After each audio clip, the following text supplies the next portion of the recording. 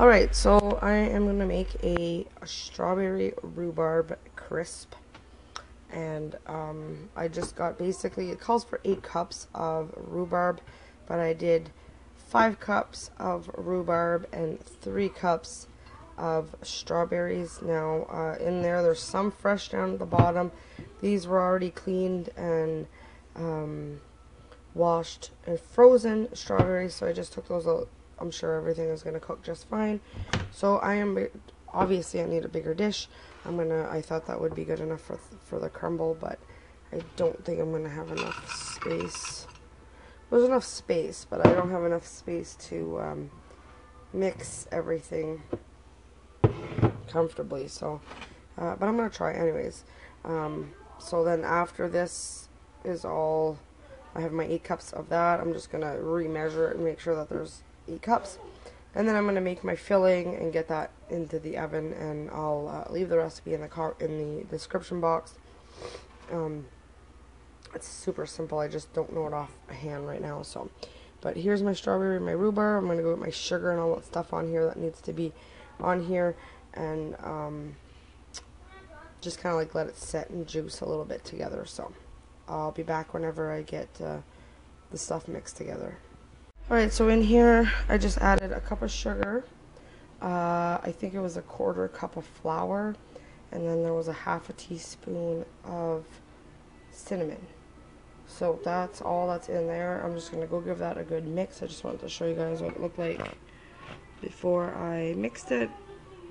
I'm going to take so there you go. I'm going to go mix this up and then make the top and get it in the oven, because our shepherd's pie is ready, and we're going to go eat that and have this for dessert. Okay, so in here I have a cup of flour, a cup of brown sugar, a 1/2 cup of, it calls for rolled oats, but all I had were the quick oats, so that's what I went with. And then it calls for a 1/2 cup of melted butter. So I'm just going to give this, my hands are clean, I just got finished washing them. I'm just going to roll this around together before I add my butter, just so it's all well mixed. There.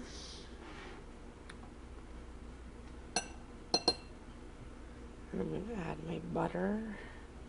Butter, margarine, whatever. I have margarine here, so.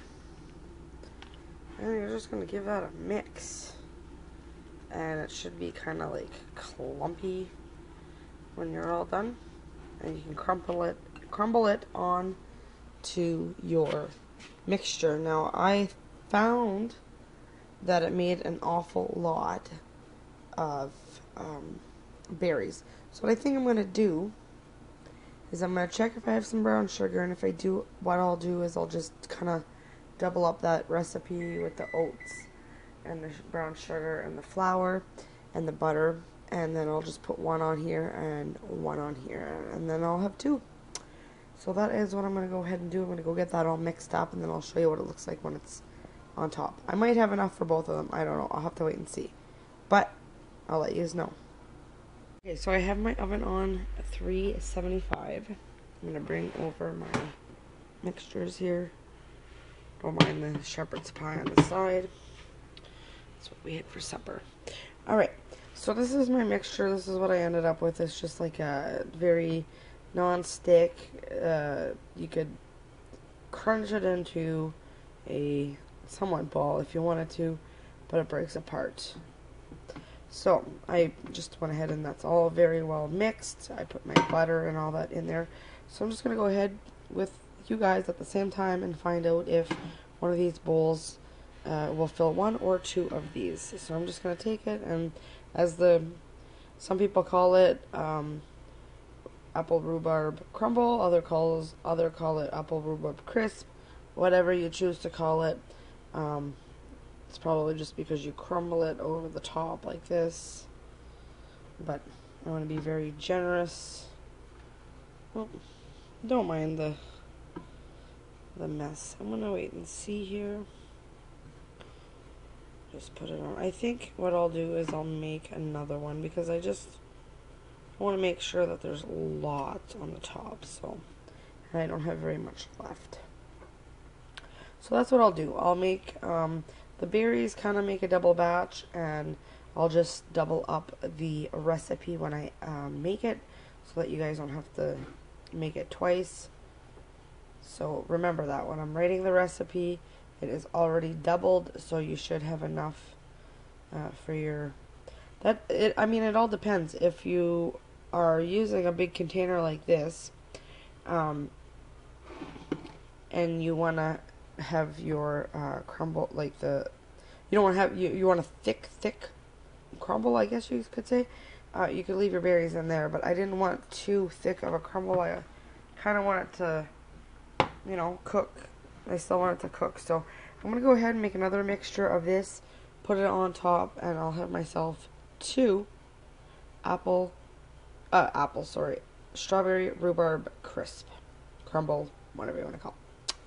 And then my oven's at 375. I'm going to bake that for 35 minutes, and then I'll take it out, and we're going to have some for dessert.